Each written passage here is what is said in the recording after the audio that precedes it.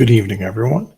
Thank you for joining us once again for our bi-weekly Dharma talk and guided meditation. Welcome and thank you. Absolutely delighted to see all you here with us this wonderful evening of April 28th. It is now 6 p.m. here at our center located in Brainerd, Minnesota. So thank you. Just a brief announcement or two before we move forward with our program this evening. Our aspirant pathway. That is an opportunity for you to explore Buddhism and mindfulness and meditation in a different level than perhaps what you may be engaged with right now. It is modeled after monastic titles and so forth, with aspirants and novice and so forth. But what it allows you to do, it allows you to explore yourself while interacting with the community and helping to ease suffering in that sense, much like you would find the monastics in the Asian communities walking around, helping, spread the Dharma and so forth, and help alleviate and easing suffering, so forth. So if you're interested, go ahead and check that out. There is no charge for that, right? And plus, you're also entitled with being a part of that aspirant pathway, all the courses, right? All the courses that we offer and the courses that we will continue to offer at no charge as part of the of your growth as well. So something to check out if you're interested in. And speaking of classes, our new class that we offered just a few weeks ago, the 37 aspects of enlightenment, and that is a more advanced course. Maybe it's not exactly for the new person who is just now exploring, but if you're a little bit more advanced on that pathway, feel free to check it out and perhaps enroll if it's something that you're interested in. So let's begin with the 3 jewels. I take refuge in the Buddha. I take refuge in the Dharma. I take refuge in the Sangha. Sathu. Excuse me. So tonight's topic is transforming your sadness to joy with the Dharma. And we all experience sadness from time to time. And so sometimes we perhaps may sit with it a little bit too long, or even engage in unhealthy activities or mindsets as we sit there in our sorrow and our sadness. So tonight's talk will be focusing on how to move away from that, how to use sadness as a tool to understanding ourselves and perhaps others as well. And so we'll start with a guided meditation as our next step. And as we typically do, our guided meditations are definitely in line with the Dharma talk of that evening. So it allows us to get a perspective or get us in the mood, perhaps, if that's what you want to phrase it as, with the Dharma talk for the topic this evening. So tonight's guided meditation is sitting with sadness. And humans have a wide range of emotions, everything from excitement, to disappointment, being overjoyed, or even to melancholy. And certainly there are many more emotions in between. However, too often with difficult emotions, we quickly try to replace the discomfort they bring to ones with a more pleasant embodiment. And so as mindfulness practitioners, it's important for us to learn how to deal with the difficult emotions as well as the happier ones as well. So let's begin by taking a moment to settle our bodies into a comfortable position.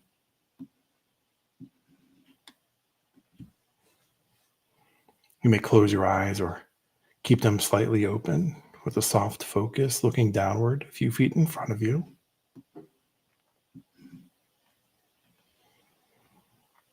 Breathe in.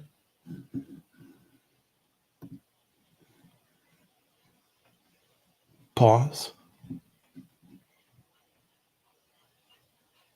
And breathe out. And you're invited to allow a half smile to rest on your face as well.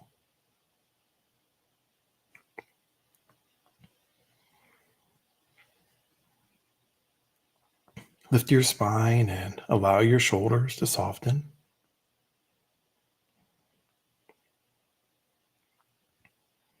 And soften your belly as you continue settling in.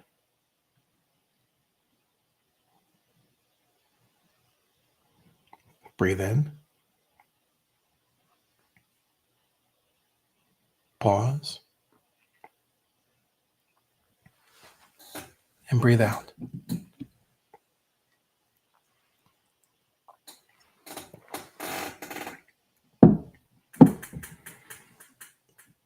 Let's meditate on sitting with sadness. And all emotions, just like thoughts, are impermanent. They arise, they sit,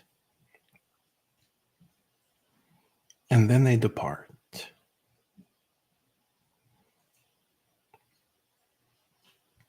All emotions have their place and their time. It is why we have them.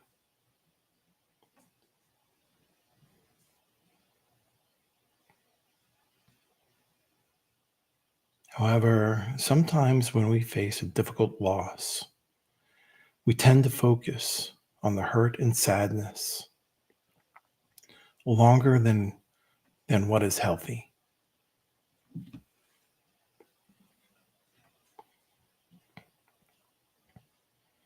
We may even try to bury these emotions because we simply don't want to experience them.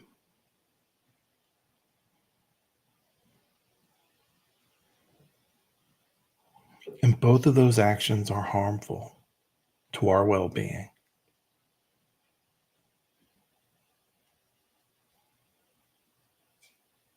Instead of ruminating too much or burying our feelings of sadness, we must learn how to mindfully sit with them.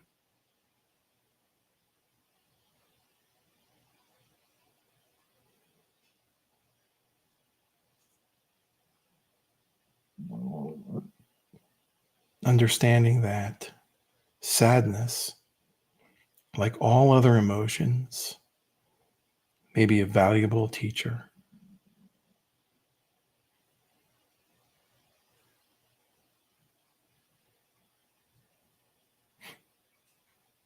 When sadness comes into being, we can ask ourselves, what is the lesson sadness is trying to teach?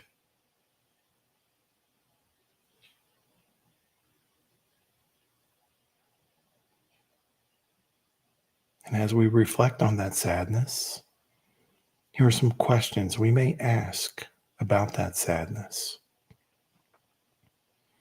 Is sadness trying to teach us gratitude for what we do have?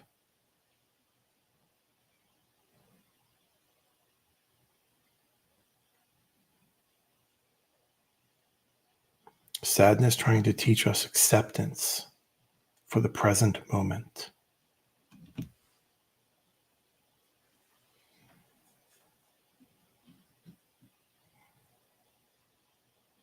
Is sadness trying to teach us love for those we do have around us?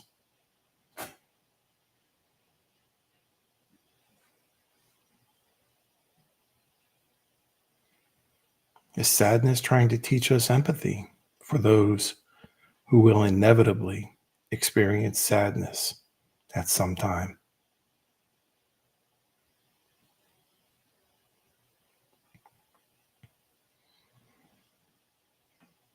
So we may sit and recognize our sadness, but at some point, and not too long in the future, it's important to shift our perspective of sadness from that of it being an adversary to one of being a wise teacher. And in doing so, we develop wisdom instead of ignorance.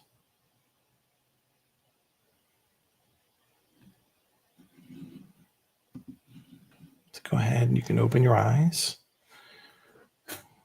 Bring yourself back to your particular surroundings where you are.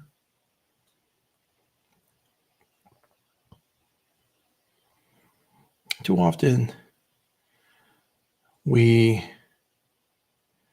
embrace sadness in ways that may not be too healthy for us.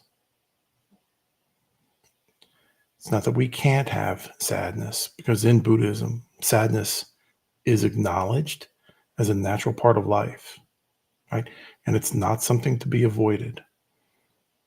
Too often in our modern society, when we experience these hard emotions, we immediately try to distract ourselves from that experience. And what does that do? It teaches us how not to confront or sit with or be with the difficult emotions that we all experience. And so with sadness, while it's not viewed as inherently bad, it's also not encouraged to be clung to, right? So the focus is on understanding what sadness is and not suppressing it, and finding a way to move through it with compassion and empathy for ourselves, as well as mindfulness. And so in doing so, just acknowledging its reality. And so again, oftentimes when we experience sadness, the first things we want to do is try to avoid it, right? Whether it's through, a substance, perhaps it's, some other form of escape, perhaps it's exercise. There can be a lot of ways to avoid sitting with and reflecting upon that emotion or any challenging emotion. And Buddhism recognizes that sadness and other emotions are simply a part of the experience, and that trying to erase them leads to more suffering. So think about that. If we try to avoid sadness, right, or mask it or delay it, right, with another activity, let's just even take jogging, for example, right? I mean, jogging is a perfectly healthy example of, of exercise, right? Keeping our body in shapes. But that can also lead to more suffering. Perhaps maybe that's what your escapism is. And you're still not learning how to handle, with mindful awareness, sadness. Your legs are going to be in good shape, right? You're going to be very well, um, cardiovascular system, but you're still not going to know how to handle sadness, right? It's always going to be your adversary instead of a teacher. So understanding and just acknowledging, right? Sadness is a reality. And then understanding its roots, right? So sadness is often linked to attachment, right? Particularly attachment to things that are impermanent, right? It's one thing that we always talk about in Buddhism is the impermanence of everything, people and possessions, right? Or to a desire for things to be different than they are, right? Something not meeting our expectations. Why did my loved one have to pass away? Why did I get laid off from my job? Why did my favorite car get stolen? Or whatever it is. So the attachment to impermanent conditions and objects results in more suffering, which exasperates our own sadness. So it's important for us to just understand where we're coming from. And so, like in that guided meditation a few moments ago, right, reflecting upon, well, why am I feeling this way? Right? You don't have to follow that guided meditation word for word, but just try to recall some of the questions, right, that I brought up in it. Why am I feeling this way? Is it asking me to be in the present moment? Is it asking me to be grateful with those, or to acknowledge the ones I love that are still with me? And so those are the important questions that we can reflect upon and dig in deeper when we're trying to understand the roots of that particular instance of sadness. And we can embrace it with compassion, right? Embracing sadness with compassion it's very powerful, right? So Buddhist practices, certainly like mindfulness and compassion, encourage us to be present with our emotions, but even those difficult ones. But it's important to embrace them without judgment or resistance. And that can be very compassionate, right? Without judgment or resistance. Too often, sometimes, we may feel, why am I feeling sad? Why is this, why am I sad? And we may judge ourselves for being weak because we're sad. A lot of times,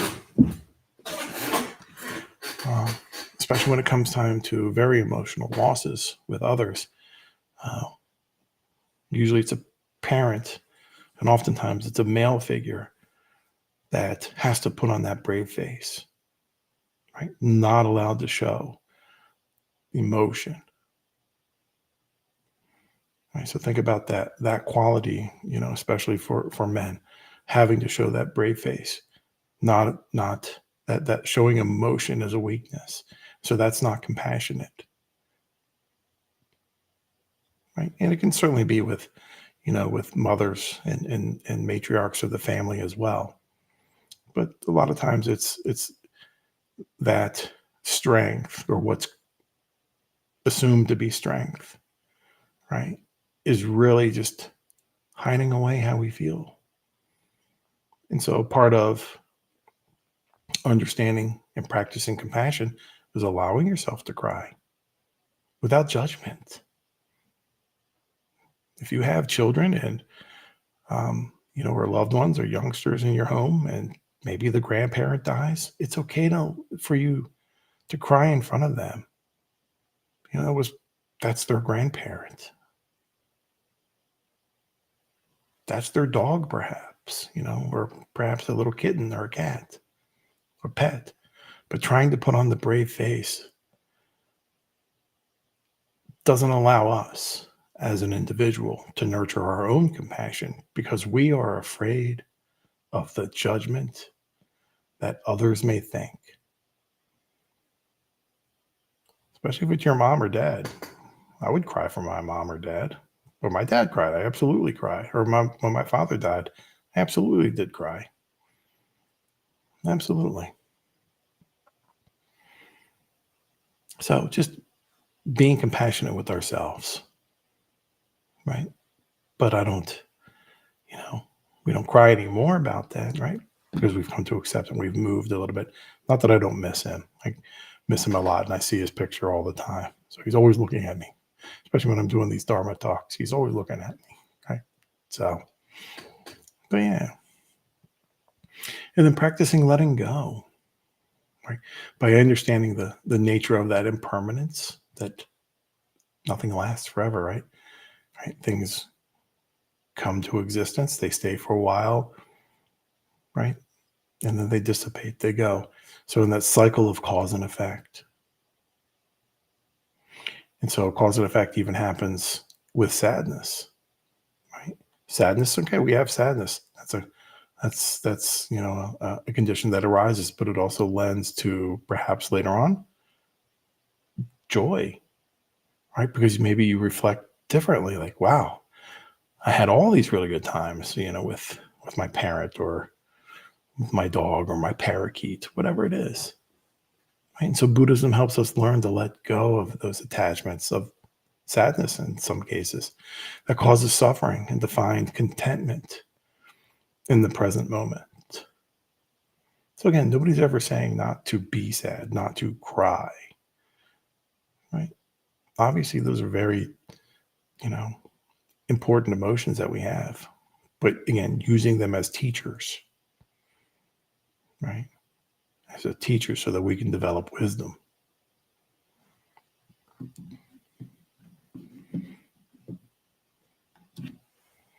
And then seeking help when needed, right? When needed.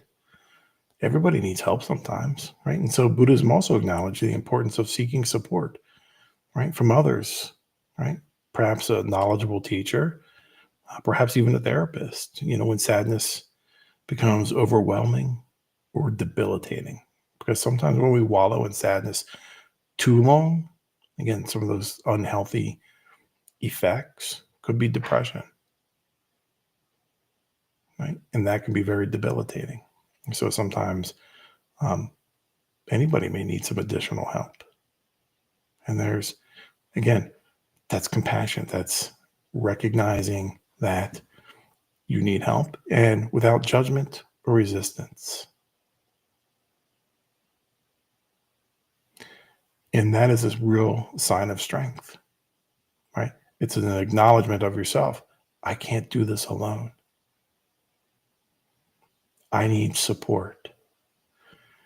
Because we're all interconnected.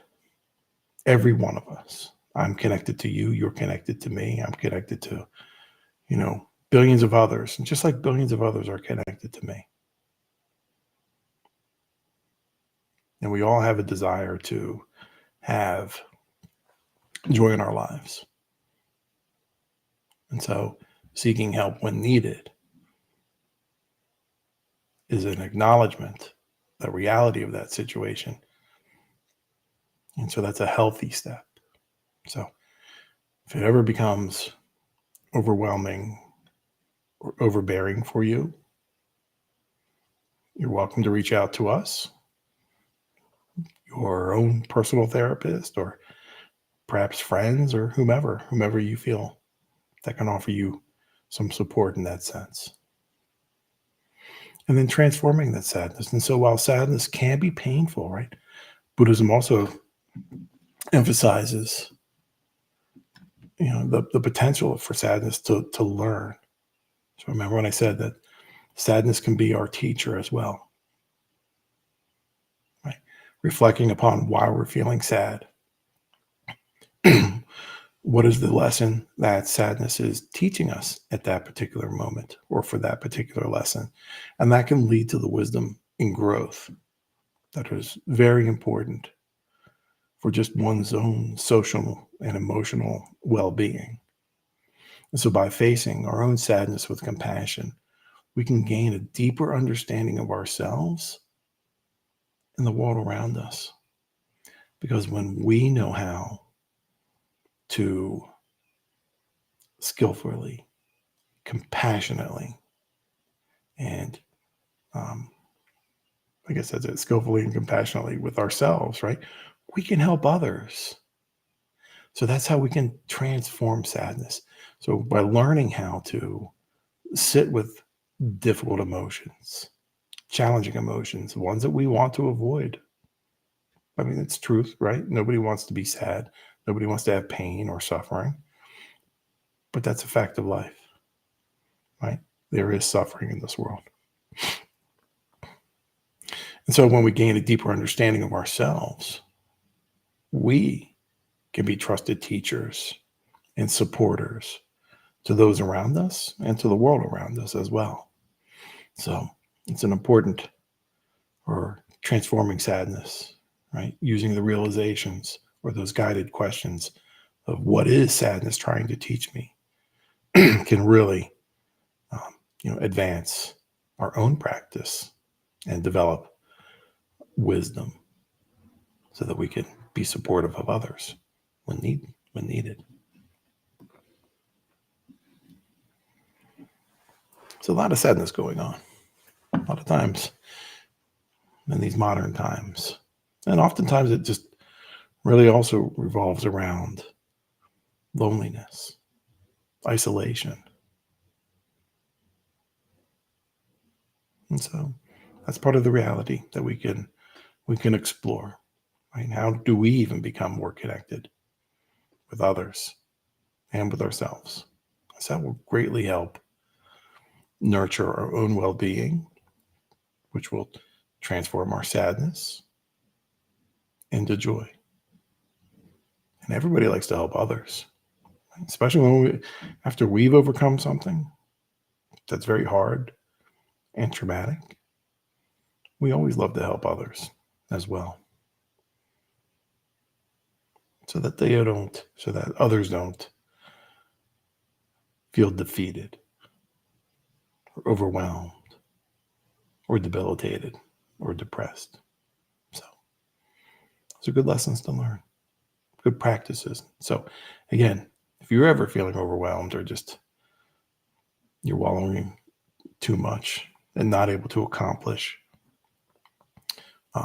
your own well-being or support your own well-being, and you're feeling unhealthy, let us know. We'll be more than happy to talk with you and help you out. Or perhaps maybe you feel better seeing your own personal, somebody closer in person, a therapist or whatnot. So recognize that. It's a good strength, recognizing and taking that valuable step.